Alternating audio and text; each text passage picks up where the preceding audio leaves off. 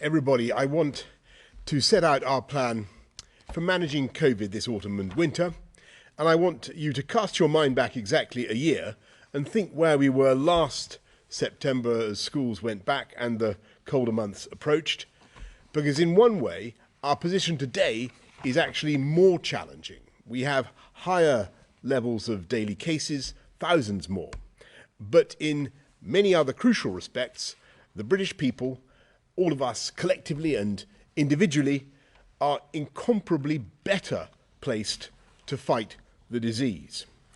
We have more than 80% of all over 16s now double jabbed, double vaccinated, and we have COVID antibodies in around 90% of the adult population. And those vaccines are working. We've seen the extraordinary vaccine-induced falls in deaths and serious disease, and depending on your age, you're up to 9 times more likely to die, sadly, if you're unvaccinated than if you've had both jabs. And the result of this vaccination campaign is that we have one of the most free societies and one of the most open economies in Europe. And that's why we're now sticking with our strategy. In essence, we're going to keep going. We will continue to offer testing. We'll continue to urge everyone to be sensible, to be responsible, wash your hands, use ventilation, consider wearing a face covering in crowded places with people that you don't know. Stay at home if you feel unwell. Download and use the app. And we're investing massively in our NHS to meet the pressures of COVID with an additional 5.4 billion in England over the next 6 months. And that's on top of almost 36 billion over the next 3 years to help our NHS recover and fix the long-standing problems of social care as well, as I was saying last week. And we're helping to vaccinate the world with 100 million doses for developing countries by next June. And I think this country should be proud, continue to be very proud, that the Oxford AstraZeneca vaccine remains the workhorse of global immunisation. And we will keep further measures in reserve. Plan B. We do not see the need now to proceed, for instance, with mandatory certification, but will continue to work with the many businesses that are getting ready such a scheme. Indeed, over 200 events have already used COVID certification voluntarily. And it's just not sensible to rule out completely this kind of option now, when we must face the fact that it might still make the difference between keeping businesses open at full capacity or not. We will also keep open the option of mandating face coverings as they have elsewhere, or advising people again to work from home, reflecting the fact that when you've got a large proportion of the country, as we have now, with immunity, then smaller changes can make a bigger difference and give us the confidence that we don't need to go back to the lockdowns of the past. And of course, we'll continue to update our advice to you based on the latest data. But in the meantime, we are confident in the vaccines that have made such a difference to our lives. And we're now intensifying that effort, offering jabs to 12 to 15-year-olds on the advice of the chief medical officers who've given that advice based on the health, well-being and educational prospects of the children themselves. And for over 50s and the under 50s who are at risk or more at risk, we're now motoring ahead with the booster programme, a third dose 6 months after your second dose. And so that's going to mean we're going to be building even higher walls of immunisation, of vaccine protection in this country. And the UK government has procured at scale jabs for every part of the UK, and we'll be sending doses to the devolved administrations in Scotland, Wales and Northern Ireland. COVID is still out there. The disease, sadly, still remains a risk. But I'm confident that we can keep going with our plan to turn jabs into jobs, and protect the gains that we've made together. Thanks very much. I'm going to ask Chris, I think, to do the slides. Chris. First slide, please. The first slide is the number of people testing positive for COVID-19 in the UK.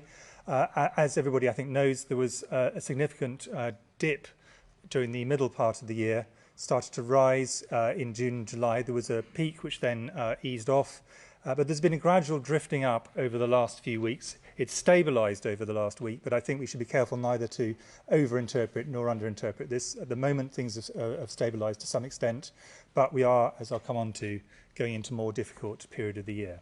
Next slide, please. And the number of people in hospital with COVID has inevitably mirrored this. And what we've seen is, again, a gradual drifting up of the number of people in hospital. It is not anywhere near yet the point it was in the first peak and in the subsequent peaks at the early part, end of last year and the beginning of this year. But there is a gentle upward trend, variable around different parts of the country. Next slide, please. The good news, of course, is that the number of people who are dying following a positive test for COVID-19 is significantly lower, proportional to the number of cases, than it was at the end of last year and the beginning of this year. But these numbers, again, are not trivial by any means. Every one of these, of course, is a tragedy for the family. So around 140 deaths in terms of the 7-day average. And again, this is gradually drifting up, but very slowly. Broadly, this is flat to just drifting up. Next slide, please. And the number of people who've received a vaccination for COVID is also increasing, both for second doses, people who've previously been vaccinated getting their second dose to really strengthen their protection, and also for first doses. So those are the trends, and I think they've been widely circulated in various media outlets over the last few weeks, but that was just to bring people up to date. Next slide, please. We did, however, want to add just 3 additional slides because I think these make a point and reinforce the points that the Prime Minister has just made. This first slide, these are Public Health England data, shows the number of people with COVID-19 coming to emergency care within 28 days of a positive test. That just means with COVID in most cases. That led to a hospital admission by vaccination status. And what you can see is that in every age, there is a very substantially smaller proportion risk of doing this if you are vaccinated than if you're not vaccinated, in every age.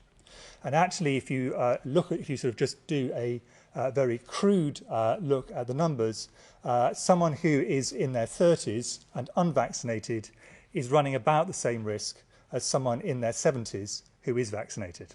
It's that level of difference. And I really want to reinforce why people of every age should be trying to get vaccinated. And one of the most depressing things for doctors, including myself, is talking to people who have just chosen not to get vaccinated because it wasn't convenient at that particular moment, and you see them being wheeled down to intensive care, and you know this was a very serious problem as a result of them not being vaccinated. We really must encourage everybody we know to get vaccinated. The great majority of people who have not been vaccinated is not because they're against vaccination, but because they just haven't got to doing it. And we're about to enter winter. Winter is coming, and people really should take this seriously. Next slide, please. And this is even more clear if you look at the mortality rates, which again are very starkly different between those who are vaccinated and those who are not vaccinated. So I really would encourage, and I'm sure all of you would encourage, everybody we know to get vaccinated and then double vaccinated. So the 3 sort of layers of defence from vaccination, 2 new, the first one, children and young people 12 to 15, which we talked about yesterday. Today, discussion of people getting their booster doses, who've already had 2 vaccines and getting a third. But the third, and arguably the most important, is that people who've had no vaccines should be encouraged to get their first and then their second vaccination. This is really critical. Next slide, please. And the final point, really, with the data, is this is a comparison of where we are now, and this reinforces very much the point the Prime Minister made at the beginning of his opening remarks. In 2021, in the orange line, and along the bottom is the dates, and where we were in 2020. And what you can see in this is that this time last year, we were only beginning to get the takeoff that you see in autumn and into winter. And we're entering the autumn and winter period at a much higher level in terms of number of cases, in terms of number of hospitalizations, and in terms of number of deaths than we were this time last year. And the reason that it's possible for that to be happening, and the NHS under extreme pressure, but not at the point where it was by any means at the turn of the year, is because of vaccination. But we are entering the winter with this reasonably high level. It wouldn't take many doubling times to get into trouble, and therefore people still need to take this disease very seriously, because I don't think you need a medical degree to know that autumn and winter is when respiratory viruses are hugely advantaged, flu and others, as people come together indoors, windows closed and so on. So it was really just a reinforcement to people. If you've not had your vaccination, now is a very good time to do so. Thank you very much. Thanks very much, Chris. Patrick, anything to add to that? Let's go to questions there. Thanks very much.